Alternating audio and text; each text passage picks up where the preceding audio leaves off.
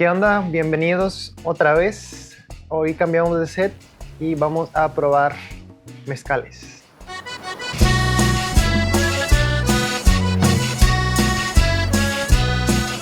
Welcome back, my friends. My name is Mau. Today we're gonna be tasting and comparing some of the spirits that we're talking about. There's some additions. There are some of the same that we've been talking about. And basically it's just gonna be a comparison side by side, talk a little bit about them and just get drunk together. So we're gonna start with a mezcal. I think that from all of this, the first and the only one is gonna be a mezcal. It is a little slight different. We're gonna try pechuga. So if you want us to talk about pechuga, let me know in the comments and then we could do a video about it, specifically talking just about pechugas. But we're gonna start first with this Fidencio pechuga.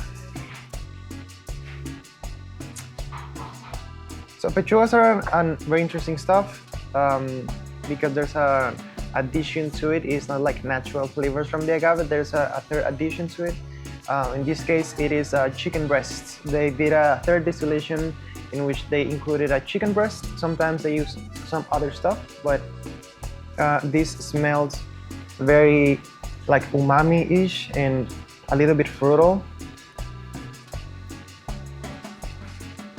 And as you recall in last videos, when tasting mezcal, never trust on the first sip. The first sip is just like to rinse your mouth and then trust more on the second one. Evaluate always nose and then palate. Something else that you could do that a lot of people do is put a little bit on your hand and then wait until it's dry and then you can like evaluate more of the aromas of it. It's honestly something I don't do. I prefer to smell it directly from the cup because I come from a coffee background, so I am very used to smell directly from the cup, and doing this is weird, but it smells also smoky and a little bit of umami. We're gonna come back to this later. So next one, I think we're gonna move to Raicilla. The difference between Raicilla and Mezcal, the way it's cooked and the region. Raicilla is made in Jalisco and usually they cook it on an adobe oven, which make it no smoky at all. And usually for a Mezcal, it's on an earth pit with oak as fuel and volcanic stones, which makes it smoky. Not all of them, it's not like a requirement, and also it's not a requirement for Raicillas. But it's like the main stuff, and also the agaves used. There are a lot of agaves you can use for mezcal, and for Raicilla is more limited. We're gonna taste one from the Sierra. So the Sierra, the agave that is most typical over there is the Maximiliana, which is what we're gonna be tasting right now. So something that I found in between, as I've said before in the Raicilla video, is that the Raicillas from the Sierra are more lactic, and this smells like yogurt to me. Reminds me of Danonino de uva, like blueberry or like grape yogurt. It's super soft compared to this. Sweet, no smoky, super easy to drink. Soft on the palate. El que sigue, Sotol. This is from Chihuahua. We talk about this also, so please go and check the Sotol video. This was made using Dasylirion. It is not an agave, but another plant, so that's why this is not a mezcal. Remember, that's super important.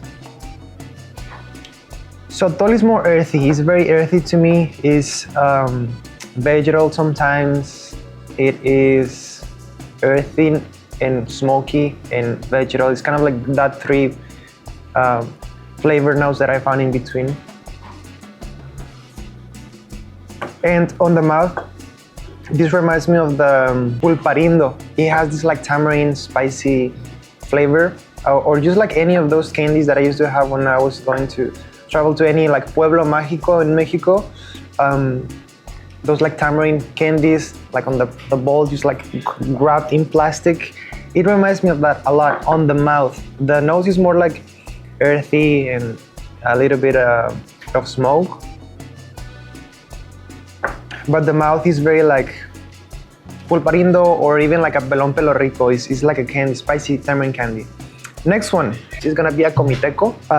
Also, let me know if you want me to talk about Comiteco in future videos. This is gonna be from Chiapas. It is an agave spirit from Chiapas.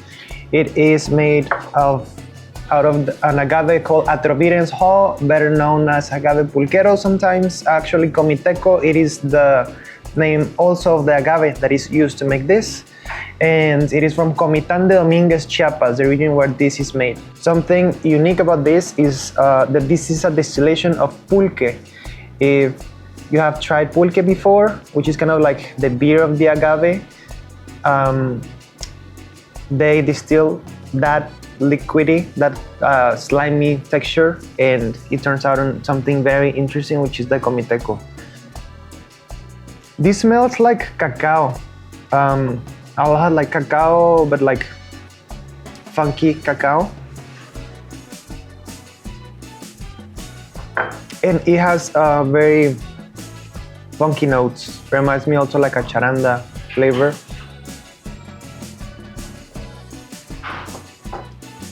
Funky, strong. This maybe like an daiquiri will be really good. And lastly, we're gonna taste Bacanora. But we've talked about Bacanora also in the last video, so go and check that video too. We have this Santo Cubizo from Sonora. Just reminding me, it's the first time that I found something different in this, now comparing side by side. That's why it's so important to taste things like this, so that when you compare side by side, you can find different and new notes. But it reminds me of coriander. Right now, just by smelling it, this has always been very vegetal and herbal to me, but it's a new note. So coriander on the nose.